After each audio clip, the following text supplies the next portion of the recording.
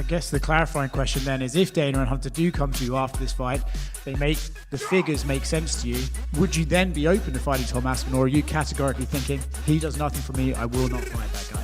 He does nothing for me. He does nothing for me. If you're a person that wants to see me really challenged, just say hello. Just say hello. How are you? Good, man. Nice to meet you too. I would hope so. I would hope so. All the best. All the best. Good. Let's do it.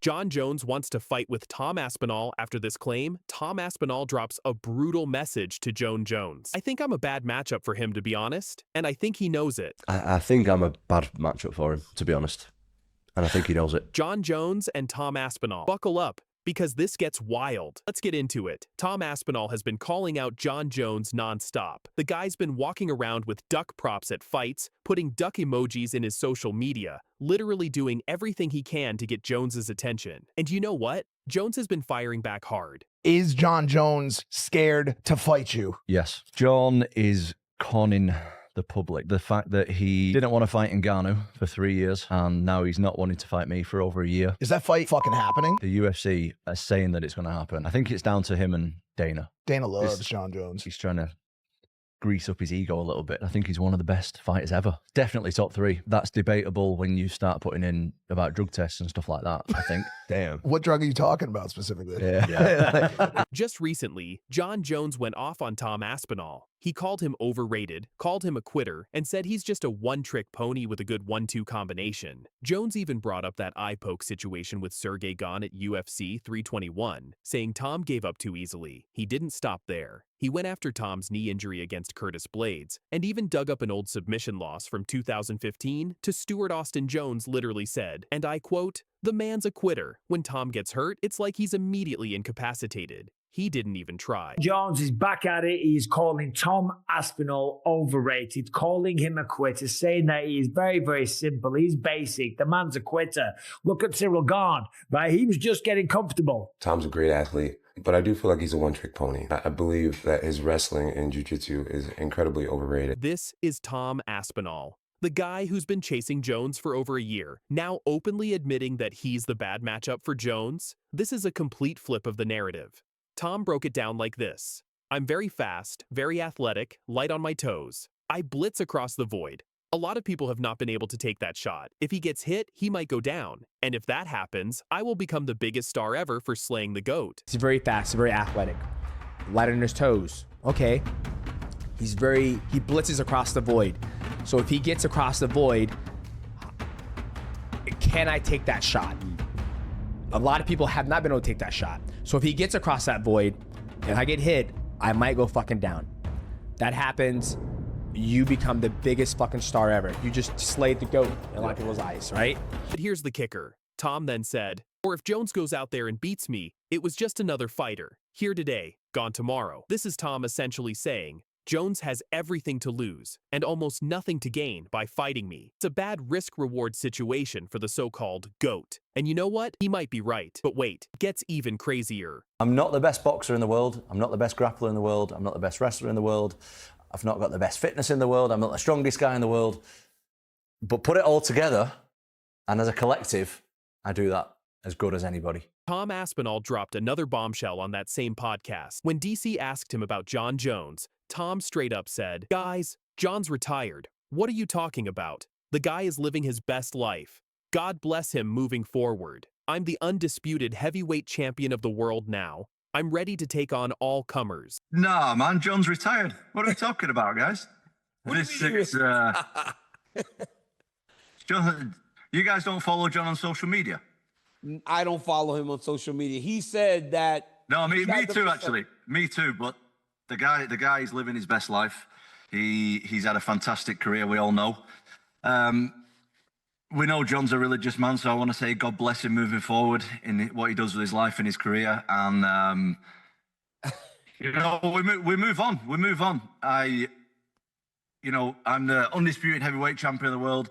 I'm ready to take on all comers, get this division moving again. Did Tom Aspinall just announce Jon Jones's retirement for him? Now, Jon Jones hasn't officially retired, but he's been dropping hints like crazy. He's been saying things like, maybe the UFC will offer me a deal I can't refuse, and talking about how great it would be to go out with a win over Stipe Miocic. Heavyweight division, take the title away from him. Jon Jones called us last night and retired. Jon Jones is officially retired. Tom Aspinall is the heavyweight champion of the UFC. But here's the thing. Jones was offered $30 million to fight Tom Aspinall, and he turned it down. Instead, he's talking about coming back to fight Alex Pereira at the White House or some other legacy fight that, let's be honest, is way more favorable for him. Well, apparently Jon is thinking about retiring. I had heard a rumor that Jon Jones wanted $30 million to fight Tom Aspinall, and I did hear that rumor. And I did hear that the UFC said yes, but it is not true. So Dana contacted me, said that rumor's bullshit. So I felt obligated to tell everybody that was a fake rumor. What do you think the amount is that Jon Jones would fight him for, or do you think it's an amount? Well, apparently Jon is thinking about retiring. Yeah. And he should. I mean, he's going to have to someday. He should. I'm not saying he should retire. I'm saying he should think about it. Give the man all the time he wants. He can fight whenever he wants to fight. That's Jon Jones. He's the GOAT. Now, Jon Jones hasn't taken this lying down. While we don't have a direct response to Tom's recent comments yet, Jones has been very active on Twitter, and his message is clear. Jones has consistently dismissed Tom as not being on his level, saying beating him does nothing for my legacy. But here's my take. If you're the greatest of all time, if you're Jon Bones Jones, the guy who's beaten generations of champions, why are you so focused on avoiding the current active interim heavyweight champion who's been knocking everyone out in the first round?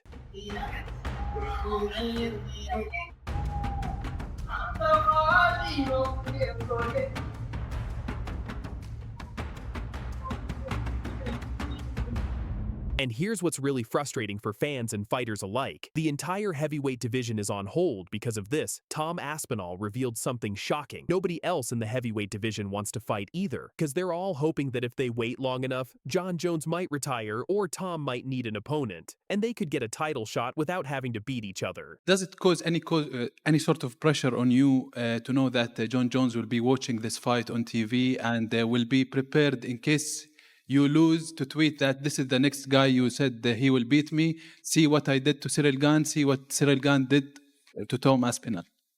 No. Not at all. No.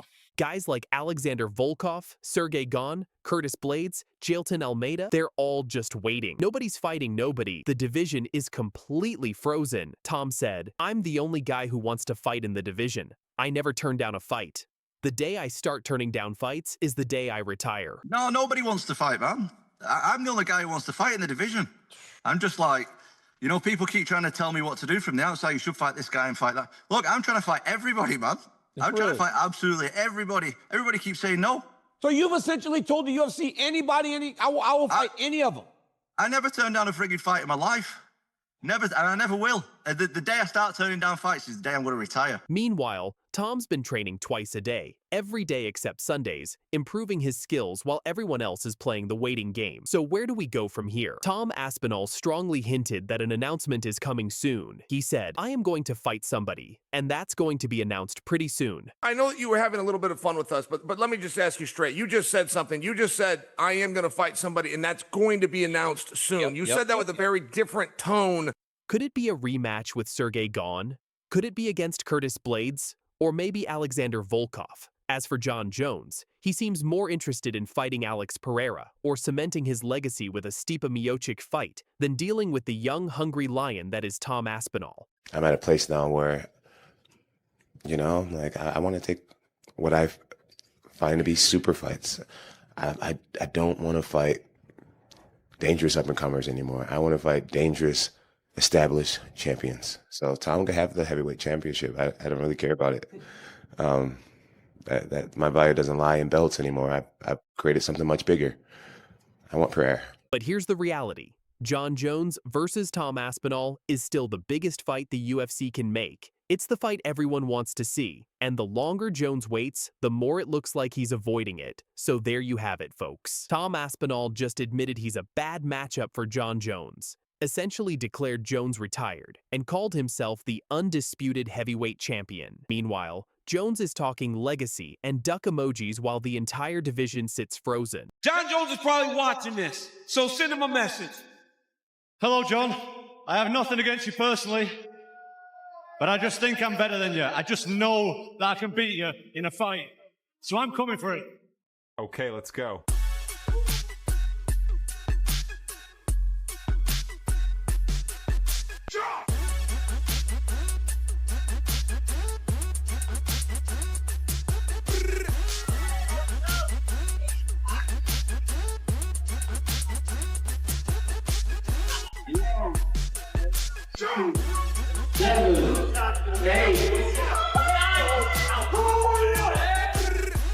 You know what though? That's one of the most beautiful things about MMA is that you get time to work on it and go again.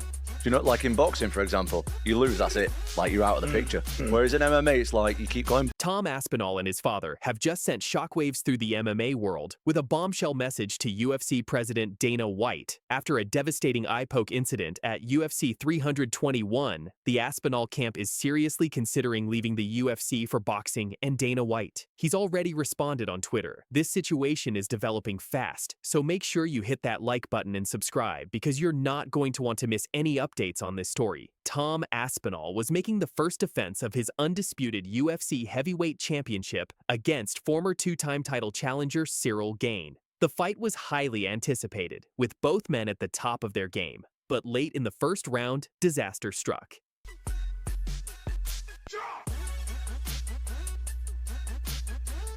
Gane accidentally poked Aspinall in both eyes while attempting a punch. The 32-year-old British champion was unable to continue, and the referee had no choice but to wave off the fight as a no contest. Aspinall retained his belt, but at what cost? Tom's father and head coach, Andy Aspinall, posted an update to his son's YouTube channel, and the news is not good. 3 days after the incident, Tom still has no vision in his right eye. According to Andy, his right eye, he still can't see anything. He said it's just gray. His left eye is about 50%, so one's really blurry and one's still not working. Almost touched the back of my eyeball.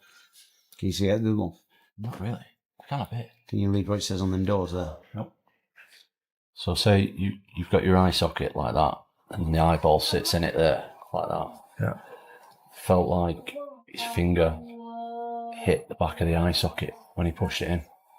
Let that sink in. The UFC heavyweight champion currently cannot see out of one eye and has only partial vision in the other. This is his career we're talking about, his livelihood, potentially his entire future. Tom is scheduled for additional tests this week, including a CT scan to check if there's any bone damage around the eye sockets. The medical team believes the bones are intact, but they're still waiting for confirmation. That's tolerated with me. Yeah, it just puts everything into perspective. Like, where we're going here, I can't see. Well, it's a dangerous sport, man. You were saying it's scarier than what you did to your It's leg. way scarier than what I did to my knee, because you know that the knee's just going to be all right, whereas your eye, still don't know how it's going to be. But here's the kicker. In November 2024, the UFC reverted back to the original glove style, which hadn't had a major redesign since becoming mandatory way back in 1997. That's right, fighters are essentially using 28-year-old glove technology in 2025. When Dana White was asked about eye pokes at Saturday's post-fight press conference, his response was dismissive at best. No matter what you do with the glove, they're going to happen. Only Tom knows what happened. Could he see? Couldn't he see? Could he continue? I can't make people fight if they feel they've been injured. After the Jones fight, a lot of people wrote Sergei Gane off. He looked damn good tonight. I mean, he had Tom bloodied up, and Tom didn't want to continue in the fight. The rematch is very interesting. That statement is not sitting well with fighters, fans, or the Aspinall family, and it might have just lit the fuse on a massive bomb. And here's where this story explodes into something much bigger. Andy Aspinall has made it crystal clear. He does not want his son to re-sign with the UFC. In a recent interview with RMC Sport Combat, when asked if he'd prefer Tom to be an MMA or boxing champion, his answer was emphatic. Boxing for sure. Why? The Money Andy revealed that Tom has only 3 fights left on his current UFC contract, and he stated bluntly, "I don't want to sign a new contract personally." He continued, If you get into the top percentage of that sport, the UFC doesn't pay anywhere near as much as boxing does. I'd love him to have a very highly paid boxing match for the money. The UFC ain't paying that type of money. And maybe fight a Tyson Fury, maybe fight a Deontay Wilder? I don't know if he does, but I think if you get into that top percentage of the sport, the UFC do not pay anywhere near as much as the boxing does. And I know from being around Tom every day that when he spars good boxers, he spars good. He's sharp, he's explosive. And when he goes in a ring or a cage, he spars much better than when he's sparring to... And you know what? He's absolutely right. Look at Francis Ngannou. The Predator made around $20 million fighting Anthony Joshua in boxing. That's more than he made in his entire UFC career. Despite losing the fight, nobody in MMA is making those kinds of purses. Tom Aspinall himself has addressed this, though he's been more diplomatic. He said he has a lot of work to do in the UFC and plans to be there for a long time. But that was before this eye injury, before watching his father express genuine fear about his son's sight, before the UFC's apparent unwillingness to seriously address the glove issue. There isn't two belts anymore in the division, which is great. There's one face, one name in the division, and to me, that's what separates MMA from other sports, other fight sports at least. Is that, for example, in boxing, you can have like 5, 6, 7, 8, even sometimes different organizations. You've got the WBO, the WBC, the IBO, the IBF, and all these different ones that I don't even know about. And they all have different champions in each organization. Whereas generally speaking, the number one guy in the world is the UFC champion. Here's something many people don't know. Tom Aspinall actually had a professional boxing match before joining the UFC. In 2017, he fought Hungarian boxer Tamás Bajzát in Manchester and won by brutal first-round stoppage. He's also sparred extensively with Tyson Fury. The man has legitimate boxing credentials.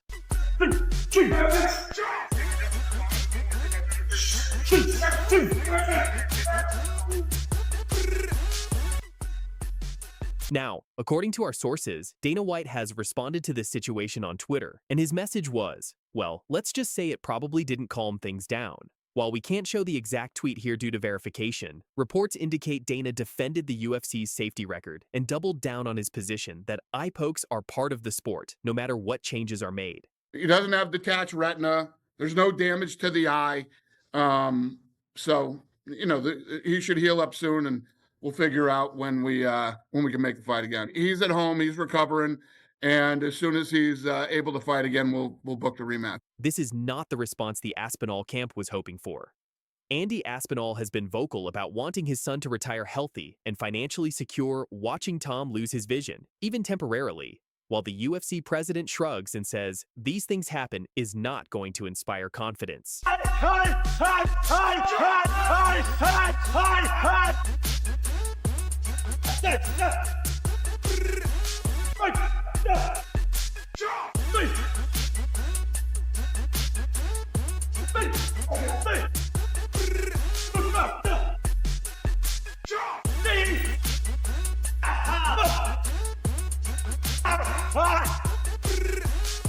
The tension between fighter safety, fighter pay, and promotional interests has never been more apparent.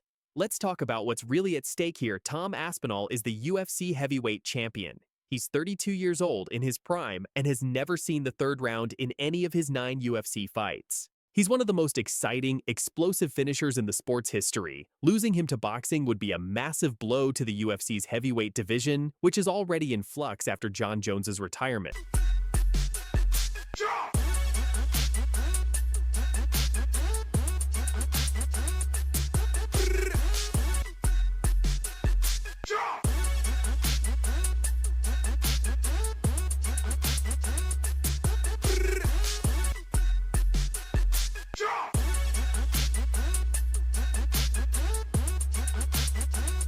But this isn't just about one fighter. This is about a larger issue. Are UFC fighters properly compensated for the risks they take? Is the UFC doing enough to protect fighter safety? And when a champion's father, who is also his coach and manager, publicly states he doesn't want his son to re-sign, that sends a message to every fighter on the roster. The UFC just signed a new deal with Paramount, and there's speculation this could increase fighter purses. But will it be enough to compete with boxing's mega paydays? Francis Ngannou's crossover success has shown fighters there's a different path available.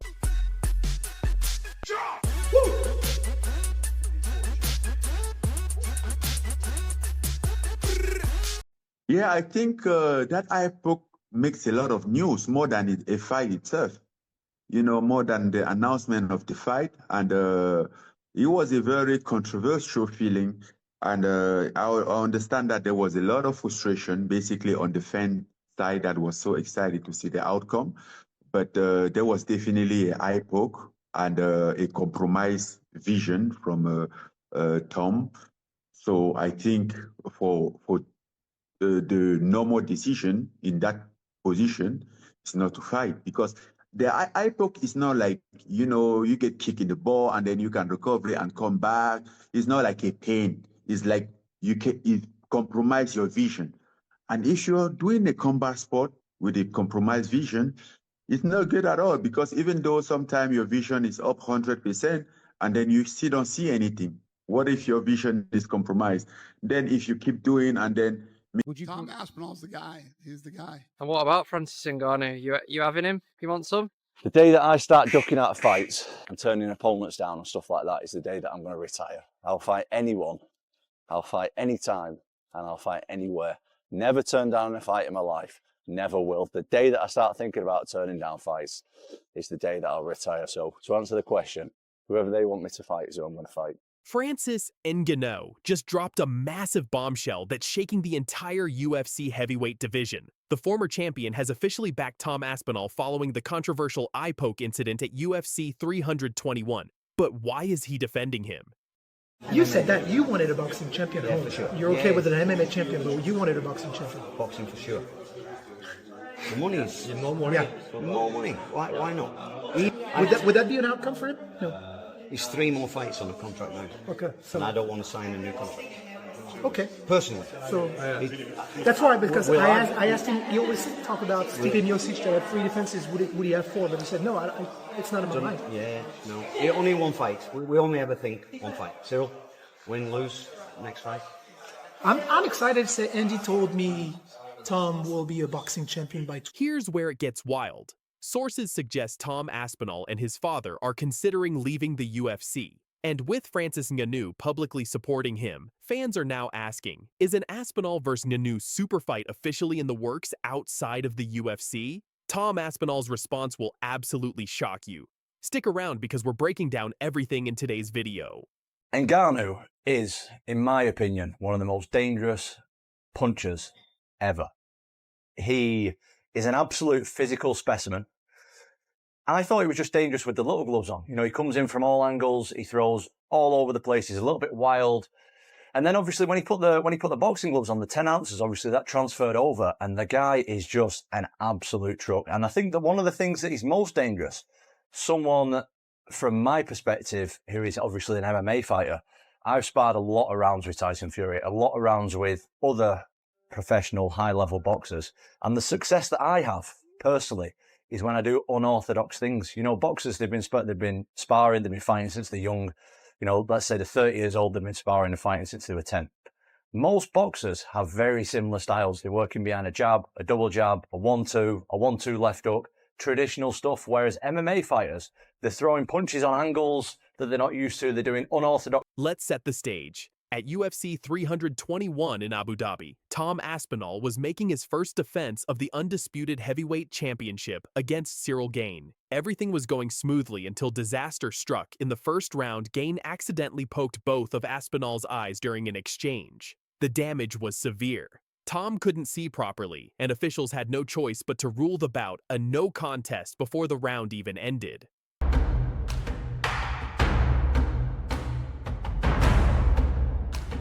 If Francis was to come back to the UFC, how do you think he would do against Aspinall?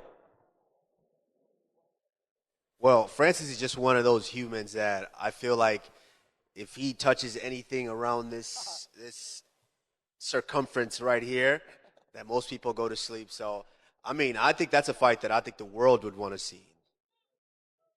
All right, thank you. Like the question. Now here's where the drama exploded. The MMA community was divided.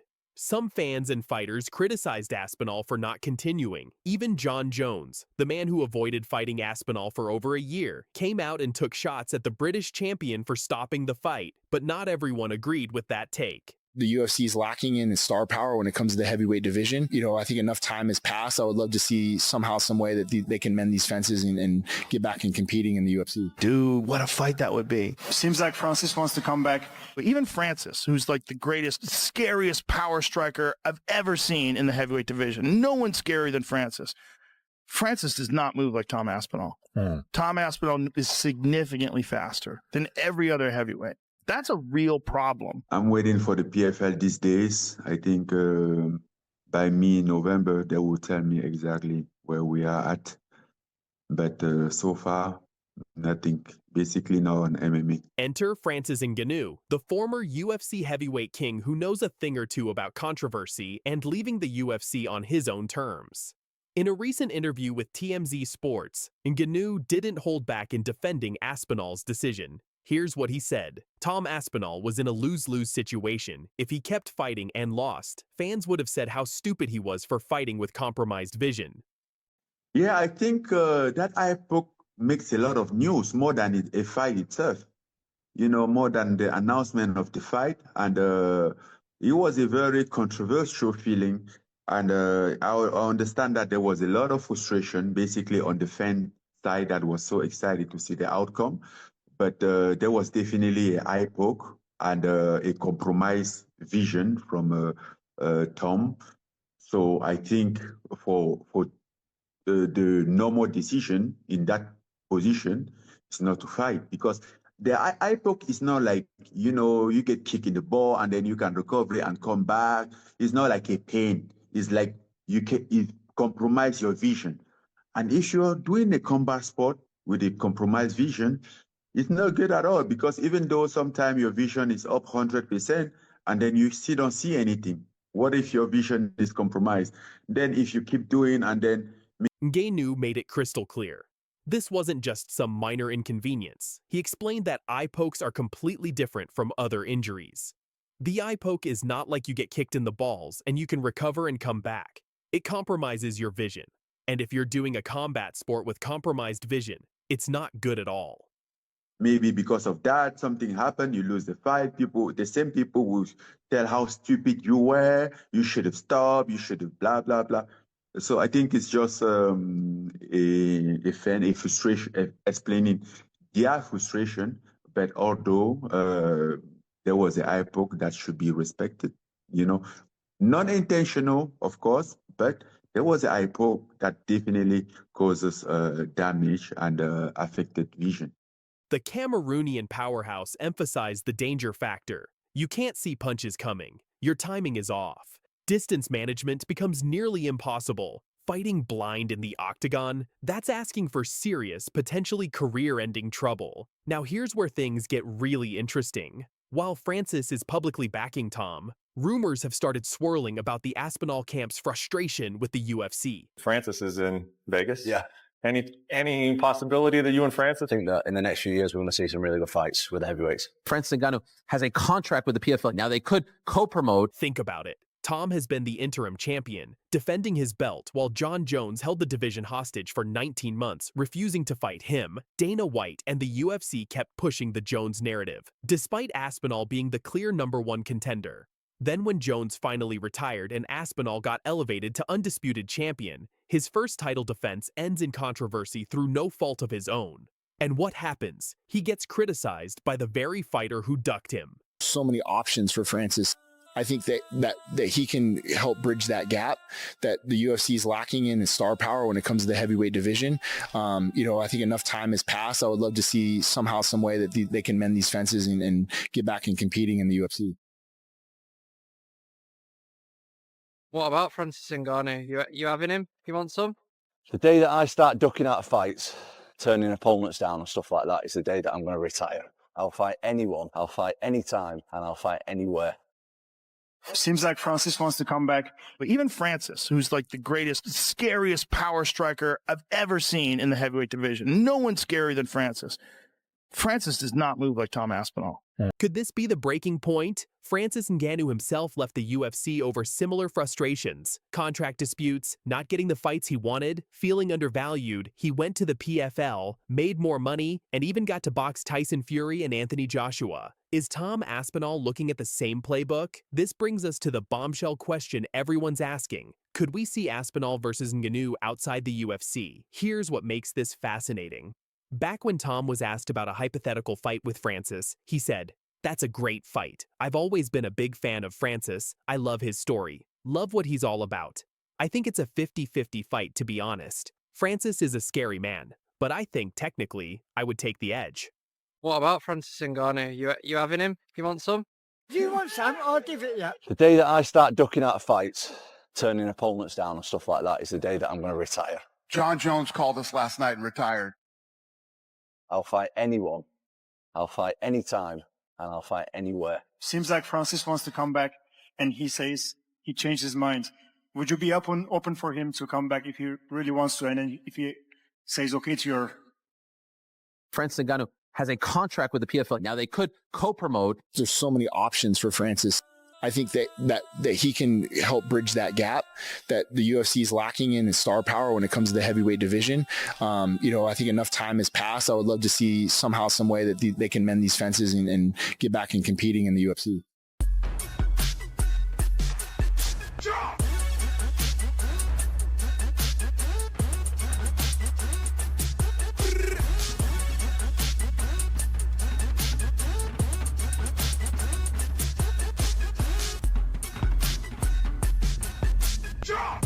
We have heard that, there's anything. He doesn't have detached retina. There's no damage to the eye. He's at home. He's recovering. So he should heal up soon, and we'll figure out when we can make the fight again.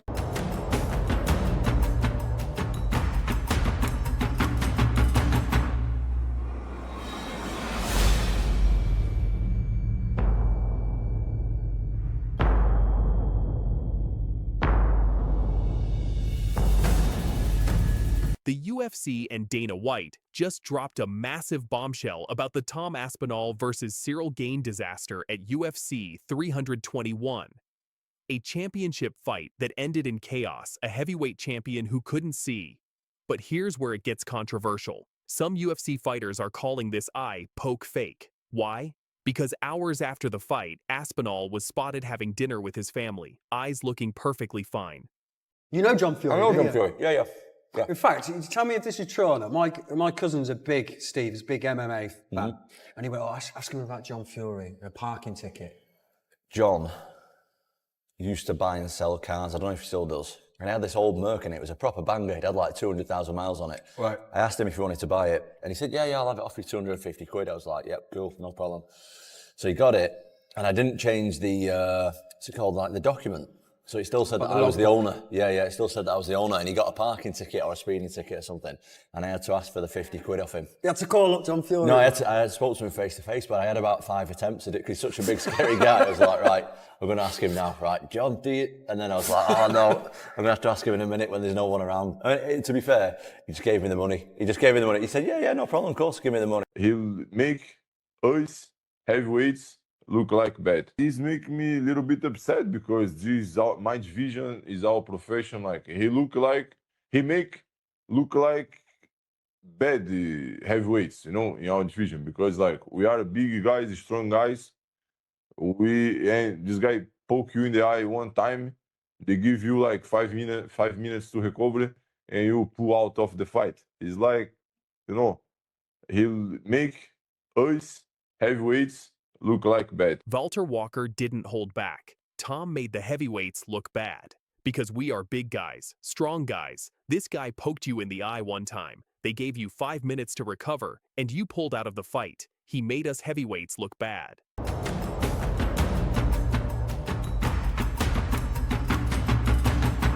What the hell is going on? Is this a legitimate injury or championship jitters? And here's the kicker. Years ago, Aspinall's own training partner Ante Delia pulled the exact same move after an eye poke, except his opponent kept fighting and won. Dana White has his own opinion on this mess, and trust me, you're not going to believe what he just said. Stay tuned, because this story gets even crazier. And we saw it with Neil Magny and Jake Matthews in Perth. Mark Ratner joins us. Mark, what is going on right now? It's an inadvertent eye poke. Round 1 starts, and Gane comes out swinging. He bloodied Aspinall's nose early, looking sharp, looking dangerous. For the first time in Aspinall's career, he's facing real adversity in the octagon.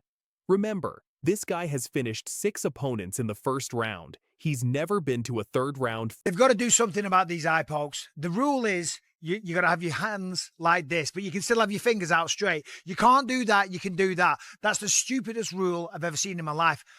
Make a fist. Simple as that. You're throwing punches, and yeah, you got to parry shots, but you just got to unbend your fingers. It's really not that hard. This is a stupid rule.